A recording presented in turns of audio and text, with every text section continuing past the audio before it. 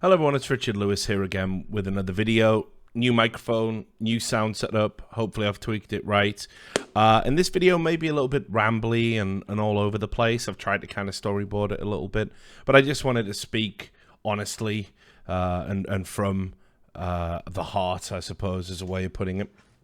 Because I want to talk about the demise of Slingshot Esports, which was a esports coverage website, like a lot of them down the years, that's had to throw in the towel.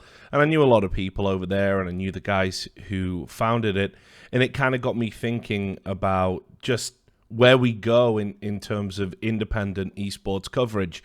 Now, primarily, I am a journalist. You know, I still think of myself as a journalist. That's the label I feel most comfortable wearing, even though I suppose these days I don't really do as much written work and don't really do as many reports, and the reports I do are usually in this channel. But I still think I'm good to break one or two big stories a year, even though I'm a TV host and all that stuff now. So yeah, I feel like I'm a journalist, and I've done it a long time, and I think I've got a perspective on this that maybe not a lot of people have. And I want to start by talking about how my perspectives maybe changed over the years because of the situation when it comes to kind of funding content in the esports space, but just in general, just in the digital world. So a long time ago, it's like five years. I suppose that's a suitably long time, especially in esports. I wrote an article, and it was called, whoops, wrong one. There we go. And it was called Your Money or Your Lies. And it was part of my weekly column, hilariously called Gonzo Ria, because my gamer handle was Dr. Gonzo. And I used to have this weekly column. And the reason I wrote this was because there was a fundraiser created by another esports journalist called Patrick O'Neill, gamer named Chobo Peon. And he basically had set this Kickstarter up, which I'm going to play you in a moment, so I've got the bins on, or the cans on, I should say. He set up a Kickstarter and basically was saying in 2012, look, if you want honest reporting, you're going to have to pay for it. And I don't want to say naive, because I was still an older guy, back then.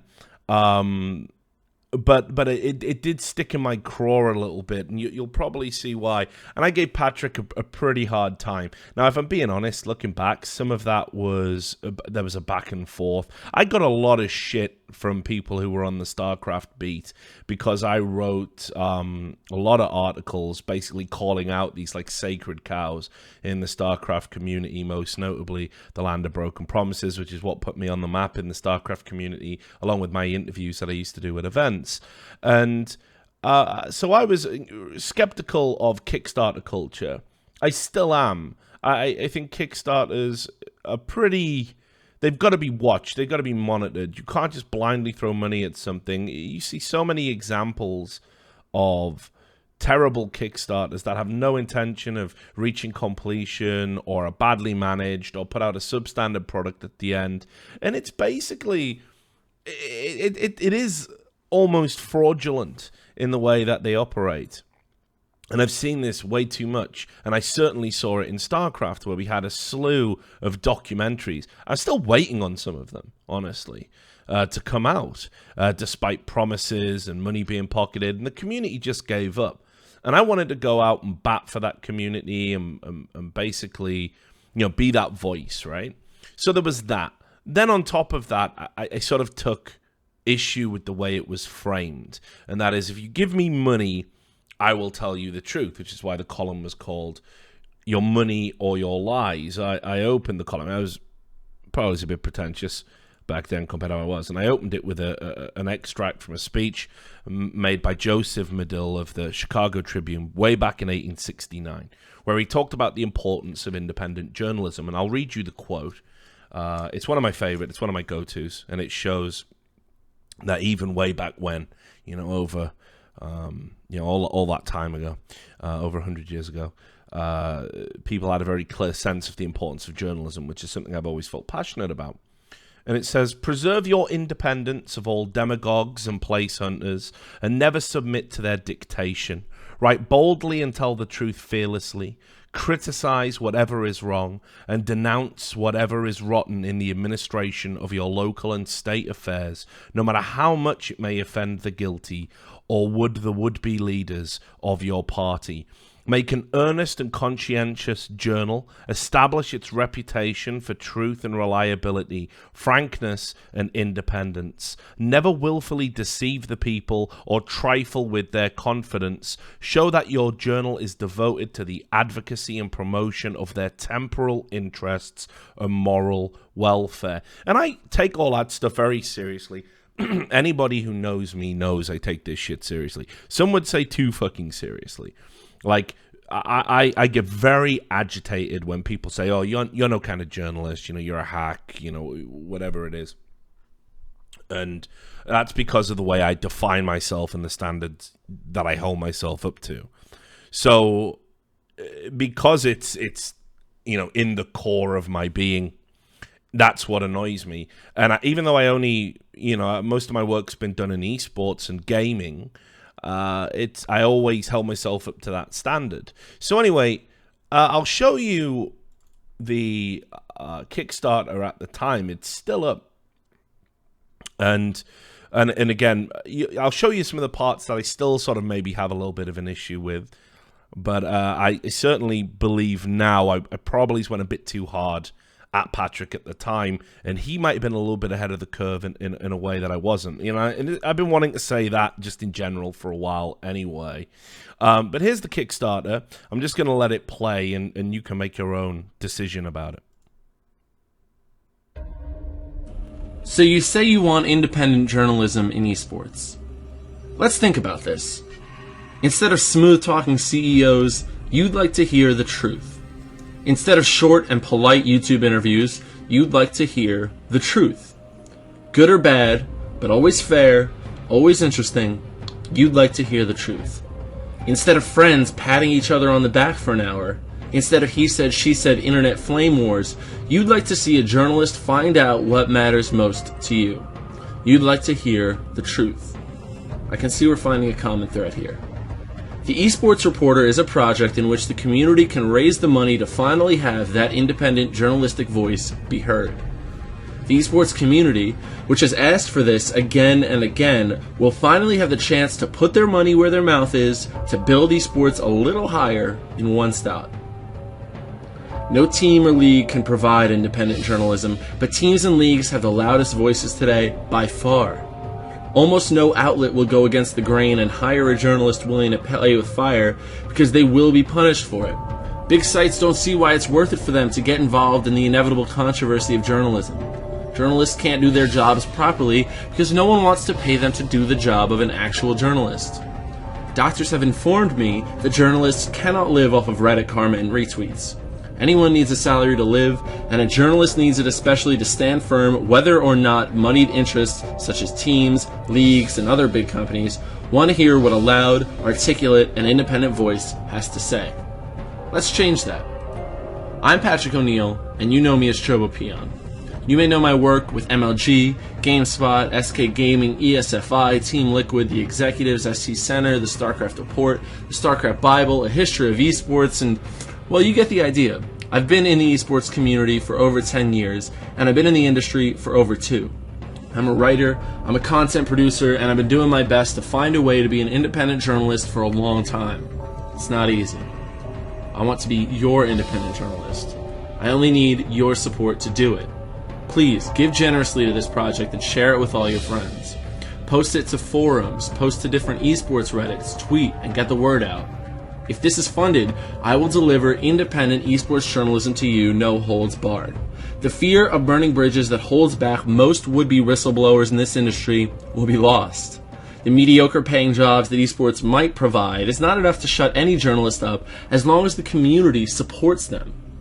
Sometimes the best and brightest stories in esports go untold because there's simply a shortage of storytellers.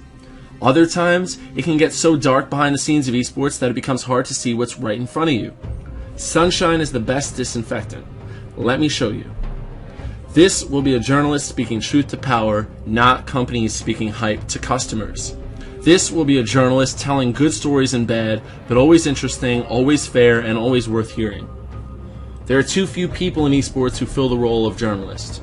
There are fewer still who have hope of any sort of financial backing to do it, and a journalist needs financial backing. If this project is funded, I will deliver periodical features on important topics covering every game played professionally. The project's domain will include all of esports. I will cover topics that the community wants to hear about, and I will ask the community directly, taking your suggestions, as well as following my own nose, using my knowledge and experience. While any fan of esports or journalism knows that good things can take some time, just look at Valve time and Blizzard time, the features will be regular and substantial. If you want real and significant independent esports journalism, that requires a professional assigned to the job. The professional needs community support. Let's show the world that there is money to be made in the truth. If this works, I promise you that all of a sudden, gaming magazines and websites will take a second look and consider what it means for them. Maybe pure fluff content isn't the only way for the bigger boys of journalism to make money in esports. They need money to make it worth their while to get into the nitty-gritty of it all, and no one can blame them for that. Let's show them that the interest is here, that the community wants it, that we will support it, and we will put our money where our mouth is. Tell me what stories you want told. Tell me what angles you want investigated. Message me here, go to chobopeon.com/contact to email me directly. I'm looking forward to hearing what you have to say. So this is the Esports Reporter. Independent esports journalism. Are you in? So there you have it. That was what he said. And, you know, I agreed with a lot of it at the time. The particular stumbling blocks for me were obviously this idea that there was sort of no way to tell the truth unless it was being funded by the public, which I didn't particularly like. And I suppose that kind of seems a bit silly now, given the rise of things like Patreon and how everything's crowdfunded. But there was a couple of things like here, for example, if you see, if you gave $125, you would be invited to the editorial meeting, which I don't see how that's independent. That's basically a backer can influence you on an editorial level. And then for $250 or more, you would basically get advertising as well, which seems to be contradictory because this is the kind of shit we're trying to get away from. So I stand by that, those criticisms as being valid. But I think everything else was really actually quite fair looking back. And I kind of feel a bit bad now knowing that I was, the article I wrote and the song and dance I made about it was probably instrumental in it not getting funded and influencing people not to give money. Now, there's a happy ending to this particular story. I actually got to work with Patrick, well, not directly, but we were at the same company. He was at the Daily Dot for a while, and he's turned into a very fine journalist. He writes about a lot of tech stuff. You can go follow his Twitter here. And there he is, looking lovely. Age has treated him very well, and you can go check him out, and you should. He's a very good reporter. So this was actually, as I said, a bit ahead of the curve, because there is no money in reporting. There is no money in journalism. There is some money in particular types of content, right? Now, podcasts do very well at the moment. And the reason for that is that if you have a sizable enough podcast, a podcast with a decent number of downloads, or it is endorsed or hosted by a figure who has a particular wide net that they can cast, you, for a very low level of tech, some mics, a mic stand, a cheap studio space, a curtain. If Joe Rogan's the benchmark and you look at his studio, it's still pretty lo-fi, and yet you can get a lot of return from that because people will advertise, and an advertisement can take the form of just you reading off a piece of paper. There's a lot of returns in podcasts. We're starting to see more and more people, big media companies, get into that. And if you look at TV and even films are starting to take content, if you can believe this, from podcasts. And so, for example, the Serial podcast, we probably wouldn't have seen the Making of a Murderer documentary series on Netflix if the Serial podcast hadn't been successful. The Law podcast, if anyone watches that, just got made into a TV series over at Amazon. Podcasting's pretty big. And, of course, a lot of these things are funded by things like Patreon and whatnot. The issue is pretty much every other type of content. If you're an independent journalist and you throw a video up on YouTube, as we know, on this channel, with the adpocalypse and all of that, if it's an adult theme, if it's potentially offensive, if some of the language even isn't liked by the algorithm, there's no money in it. It's absurd. And the same goes for written work. When you write something now, you have to deal with ad block. I've always said ad block is... I looked at it as a consumer choice because, like all things, right? Motherfuckers get greedy. Motherfuckers fuck things up for every fucker else. And that's happened consistently in games, with like loot boxes is the one at the moment, the gambling stuff in CS. There's a common thread to all of these stories I've covered down the years. The Kickstarters, the scams that I exposed back then. People get greedy. People take the piss. This is what you're left with. Eventually, it kills the goose that laid the golden egg for anybody that wants to use these services honestly. And adblock was the same thing. I don't know if you can remember a time on the internet before adblock.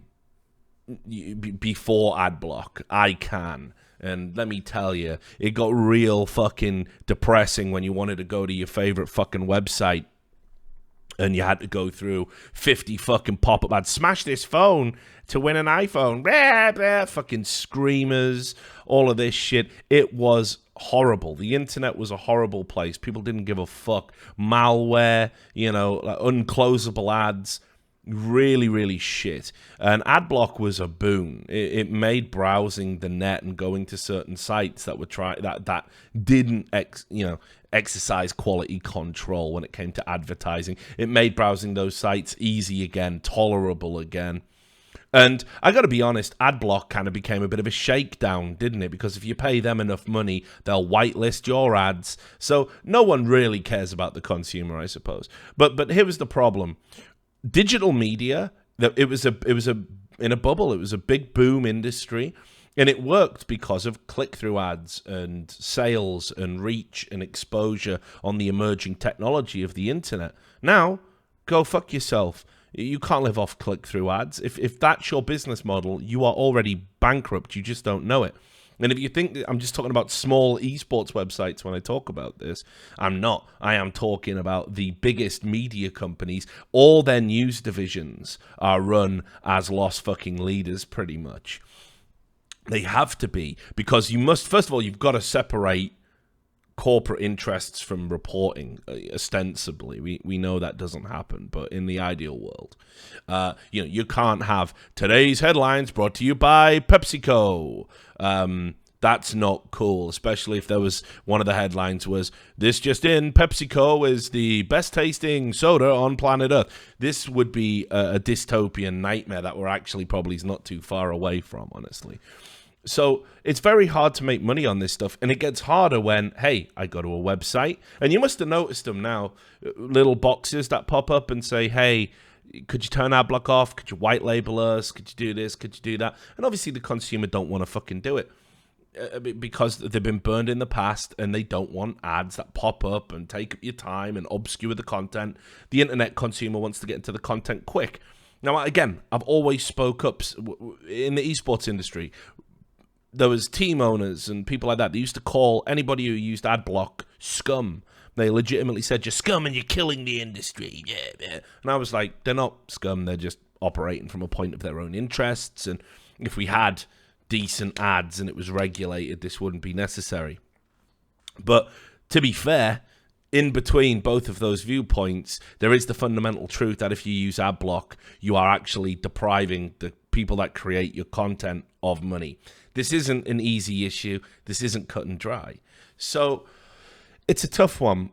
And I've seen it repeatedly down the years where it's these sites go all out, they spend a bunch of money, they bring in talent, they create good content, but it never gets monetized correctly, or they grotesquely overestimate how much of a return they're going to get. We saw it with ESPN, On Gamers, you name it. Again, there's so many examples. And this just sort of brings me to Slingshot, right? That I talked to the guys at Slingshot when they started up, and I said, look, I hope I'm wrong, but I think I know how this story ends. All right, I've been here before, been around the block. And they were like, no, we got plenty of investment, and we got a good business model and everything else. There just isn't a good business model for what they were doing. And there remains not to be. The only way now, there's two ways you can have a website like Slingshot and have it operate, basically. That is that you can have the people fund it, and no one wants to pay for shit anymore. Nobody wants to subscribe. Nobody wants to pay money just to click on something. So that's always an issue. It's completely unreliable. It can fluctuate from month to month. Real global factors as well can make a difference.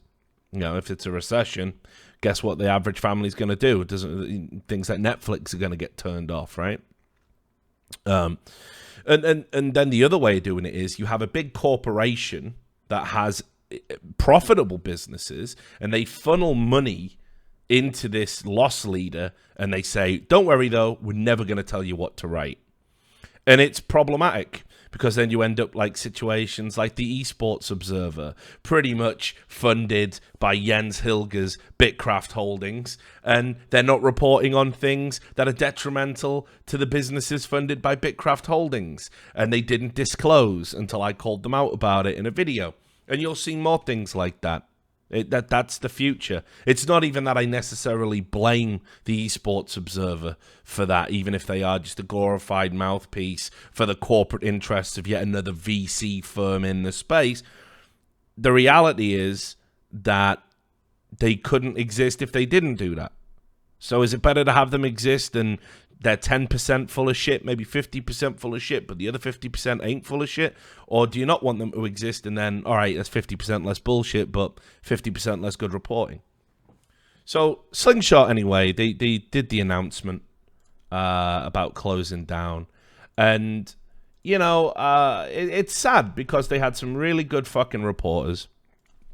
I thought they produced some good content, especially in CSGO, where DK was breaking pretty much every big roster swap, every move. If you think about ESPN, for example, you think about Jacob Wolf's over there doing his beat, which is like Overwatch and League of Legends. Never really had too many big stories in CS. I'm sure you won't mind me saying that. The CS scoop, that was Slingshot's speciality. Anyway, so one of the co-founders, Joe Ragazzo, said, sadly, Slingshot will cease operations effective tomorrow on Halloween.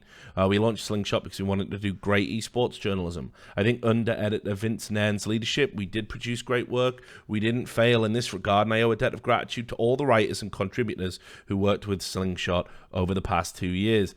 We were unable, however, to secure enough funding to continue operations. This is a business fault that lies with me, not with the editorial staff. For the past 8 months or so, we've been trying to raise funds and simply did not raise enough to continue Slingshot in the way we wanted. We had offers to purchase the site, but for several reasons, those offers did not make sense, so we declined. We had a great business plan and were making progress, building a membership base, but that plan requires new resources, and we weren't able to find them. We set out to create a media company that was independent and focused on producing high-quality journalism and esports content. We thought, and still think, we have a solid business plan built around diversified revenue streams from memberships, advertising, and e-commerce based on our years of publishing experience. But for many years, digital media has been dominated by advertising alone, and now there's skepticism about the monetization potential of advertising, leaving many investors and venture capital firms skittish about media.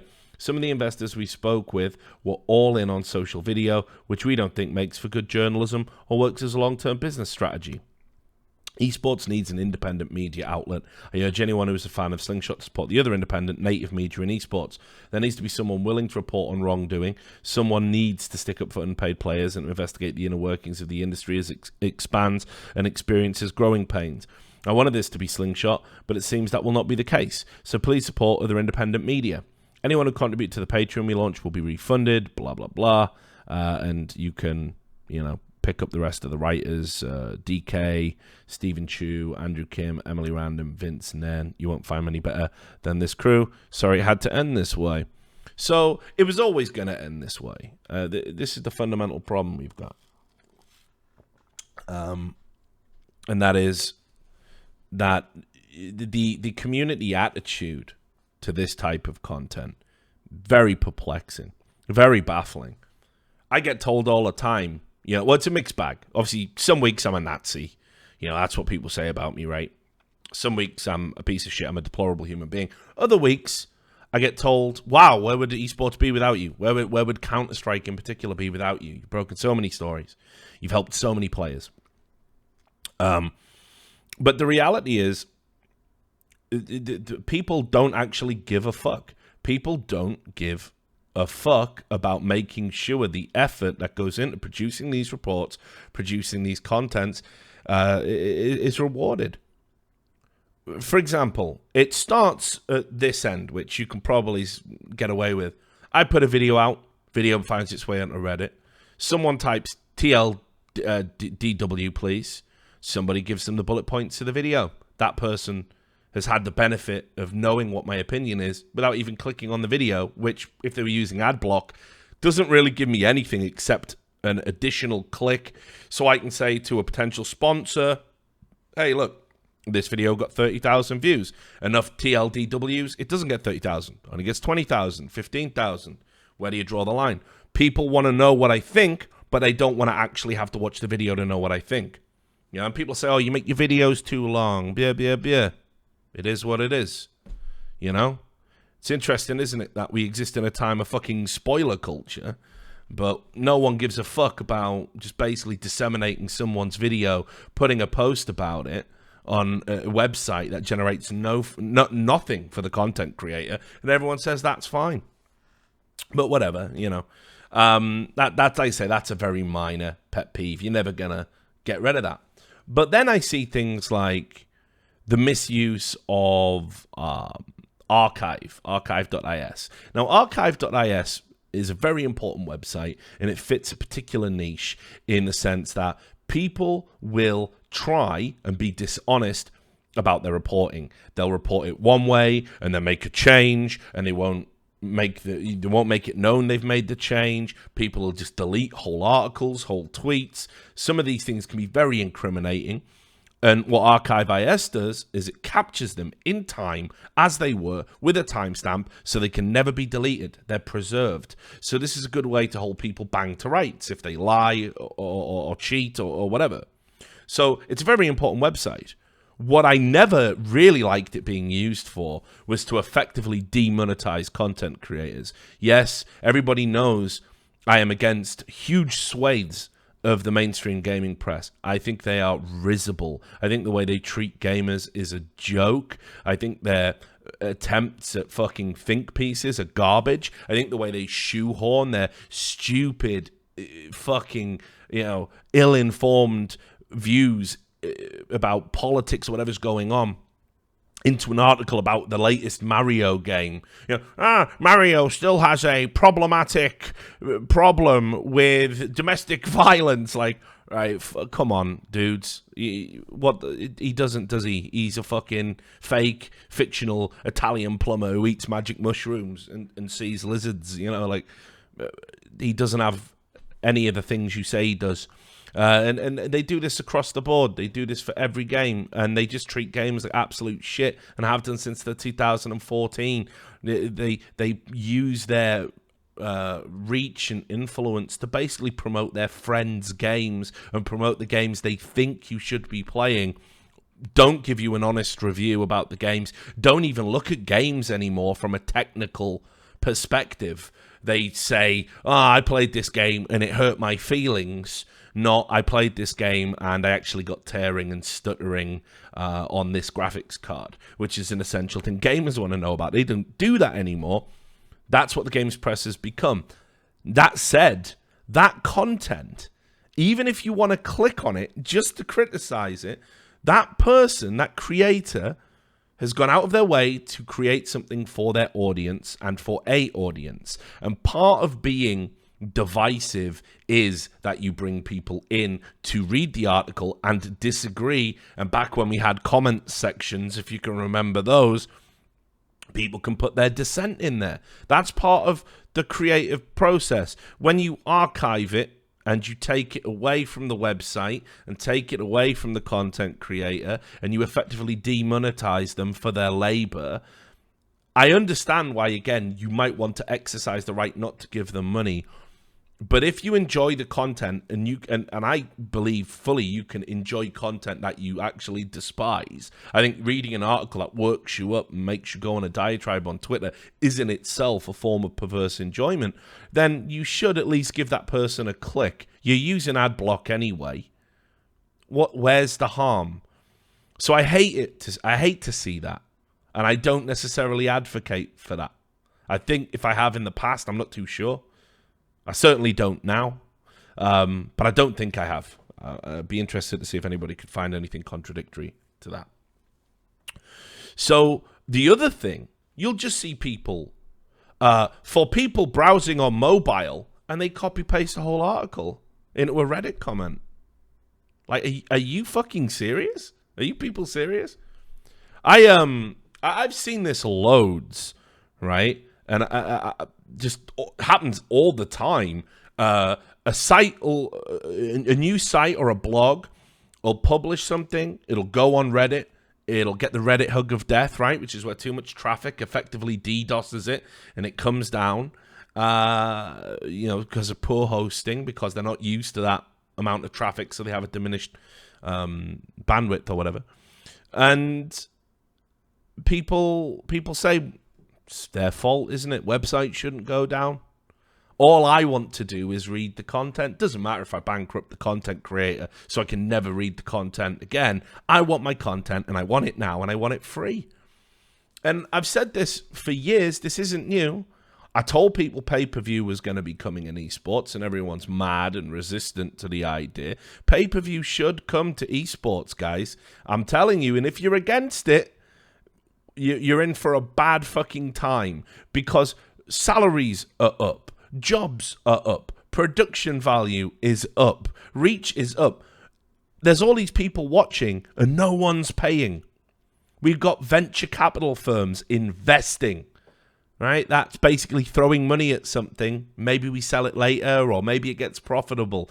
That means for it to be profitable, it has to have a revenue stream. What do you think the revenue stream will be, folks? Pay-per-view. We already tried it in esports. Remember MLG, right? They got fucking shit on for it. It was too soon. It ain't now. The standard that we're operating at. So people's attitude in esports is going to have to change a little bit, unfortunately. We get too much high-quality content for free. And I don't know how to break it to you. That can't continue. That's what bankrupts people. That's what puts people out of business, like what happened at Slingshot. If Slingshot had felt comfortable at their inception, basically presenting to you, this is what we do, this is our paywall, they probably should still be here now, but people don't want to pay for anything. So Slingshot are dead, and it sucks because they're not going to be replaced. We're going to be reliant on big companies like ESPN coming in and covering esports. And the problem with that is they do have those commercial interests. They do have things they need to consider. There are types of stories that they cannot cover in a certain way. And this isn't. I'm using ESPN as an example. It could be any big company that owns a media branch. These are the people that are going to come in now. And all the endemic esports media. I mean, look, I'll show you this. This was the reaction over at League of Legends. I mean, again, whenever I want to get the perspective of a dribbling cretin, I just go to the League of Legends subreddit. It's amazing. When it comes to journalism, since 2010, these fucking idiots still don't get it. They still don't get it. And I suppose I can't really blame them, because Riot and the subreddit and everything all operates in tandem to basically deprive you of experiencing reality, of reading reporting that tells you the truth, of all of this. You know, they've pushed reporters out like William Turton. They've fucked people like me over, so my content's not allowed to be on the subreddit, not my tweets, nothing. This is how they operate, and Riot love it. And Riot, like, we're the official coverage site, and they work in tandem with others. Actually, in this regard, I would say ESPN is one of the few companies that have sort of kept it raw and covered Riot's many failings as a company.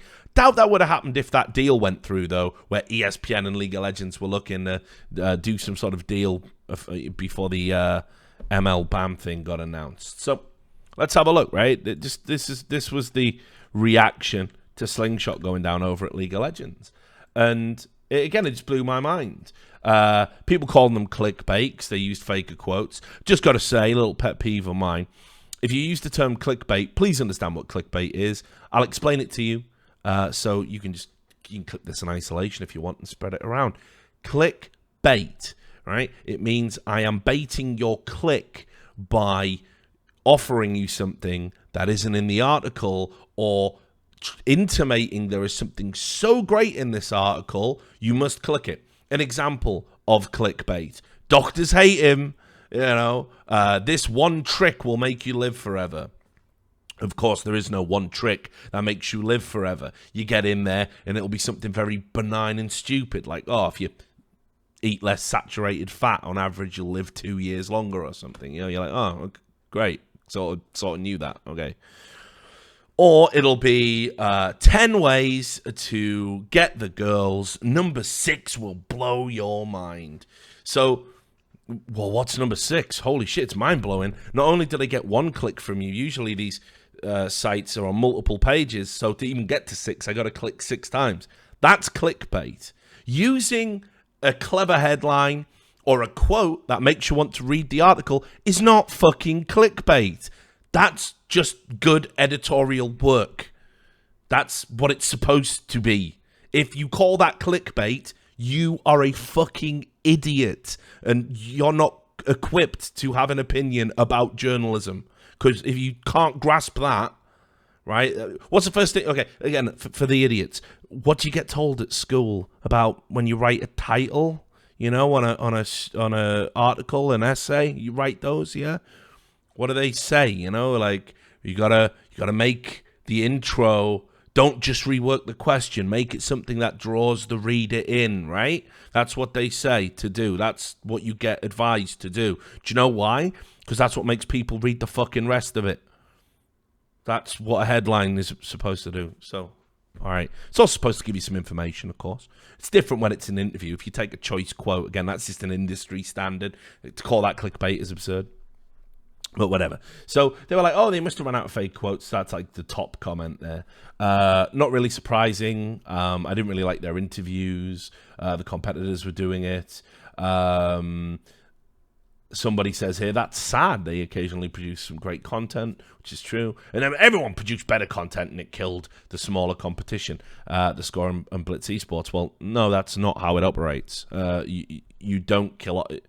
They're not competing for a market share. Good content will always find an audience. Theoretically, it's just that finding an audience isn't enough to pay anymore.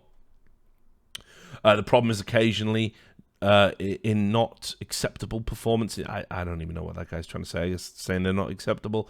Every esports personality on Twitter, they were leaders in independent journalism, Reddit.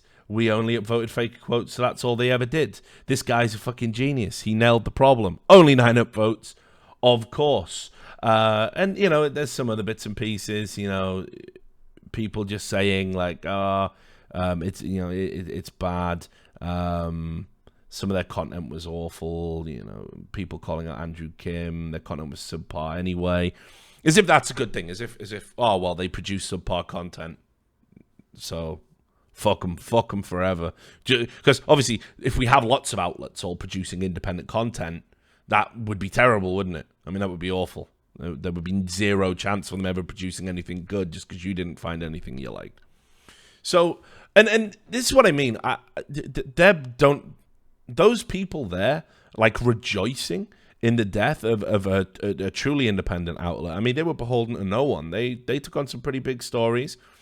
And they went through all the same shit, you know, Reddit mods deleting their stuff, saying, oh, it's not relevant, or whatever rule they want to make up, harming their business. I went through all of that. The whole reason I ever had a beef with the Reddit mods to begin with was I was in this position where there were 12 people whose jobs were reliant on us making money off the editorial side of the business.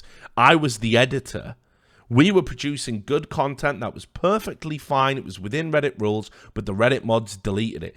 They deleted my shits they didn't like headlines. They deleted, my shits they didn't like me. They deleted stuff off the website. Then when I moved and I wasn't an editor and I was just a reporter, they went after the Daily Dot. It was madness. And all the while, they're going, oh, well, if your business model is all about clicks and views, then that's not our problem. We're not here, you know. Reddit just sticks it up the fucking ass at everybody who has ever needed to make money from doing things the traditional way in digital media. They like to think of themselves as kingmakers. It's absolutely meaningless because at any moment, a volunteer person who should be considered to represent Reddit, but Reddit always distance themselves, can just delete your work, and it's gone. All those clicks are gone. All that hard work for nothing because you're relying on basically an era that's outdated. It's an anachronism. People don't routinely check the websites they like anymore. That is a dying thing. They go to an aggregator like Reddit, or they go to Twitter and they read their feed. This is how people consume media these days, and unfortunately, that means timing is everything. Exposure is everything. This leads to a culture where people feel compelled to manipulate Reddit just to sort of get a viable return on their work. So, this whole thing for me was sad, sure. But it comes down to, are we ever going to be willing to pay for good esports reporting, for good esports content? I don't know. I don't think the community at large, I don't think the esports community is. They don't even necessarily want to pay for broadcasts. So where does that leave us? And I'm telling you, we're entering an age very rapidly. I don't know if you caught this, but, there was an independent publication called OverGG, and Blizzard didn't get, and they've done loads of coverage for the upcoming Overwatch League, and Blizzard didn't give them a pass, and they had to go on Twitter and make a song and dance, and then at the third time of asking, they got given a pass.